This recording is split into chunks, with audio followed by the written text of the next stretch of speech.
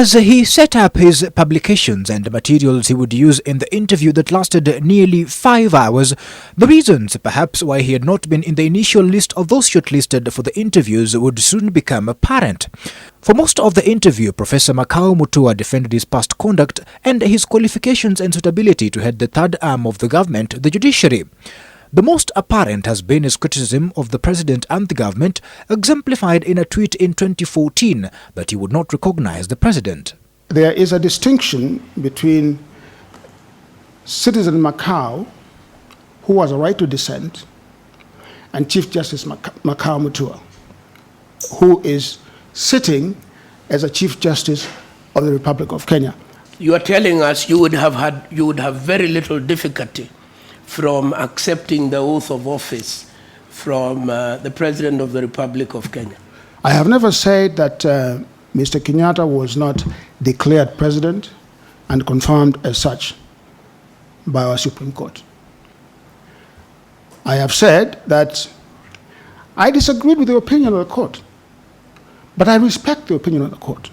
Makau says he was merely exercising his right to dissent and could have even offered the same opinion were he to be a judge of the Supreme Court then.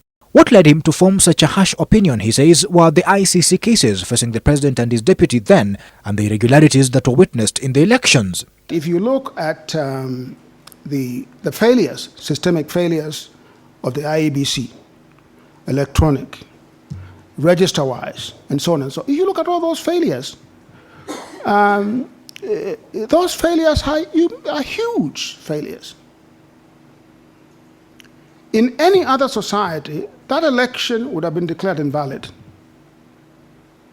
Or at least, the court would have said, let's do a rerun.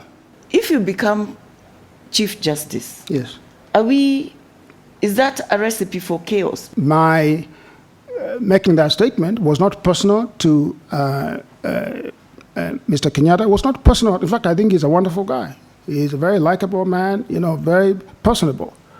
It was just about the circumstances of how he came to power at the time. And I was simply expressing myself at the time as a citizen. He says he had no role in the ICC cases other than the training of prosecutors and investigators. Makau, who has had a distinguished career as a legal scholar in New York and is a graduate of Harvard, was however taken to task over his understanding of Kenyan law. He has not practiced or taught law in a Commonwealth country and has not been a lawyer for long, qualities the JSC felt would be essential. He, however, says he has the intellectual capability as a professor of law and his experience as the chairman of the Kenya Human Rights Commission. It is not a long history on the Kenyan bench. I think what's required is a very good mind, good legal mind. What's required is an ethical individual. What's required is a leader, because the Chief Justice is just one of 7 judges. Makau Mutua also only recently paid up his HELB loan, a matter he blames the organization for, saying HELB has never told him he owed the organization anything. He also didn't have a certificate of good conduct nor a KRA clearance certificate. I pay all my taxes in the United States. Are you a citizen of the United States? Yes. Would you be willing to renounce the citizenship of a third country if you became the head of the third arm of government in the Democratic Republic of Kenya? Absolutely. Makau Mutua insists that as a Chief Justice, he would be a liberal interpreter of the Constitution. He says he will restore public confidence in the judiciary by eliminating corruption and having the judiciary lead in the fight against the vice. He says he will hire more clerks and give magistrates security of tenure. He also wants judges to have more regular meetings and engagements to create harmony. There were, however, more lingering questions, especially about his religious views.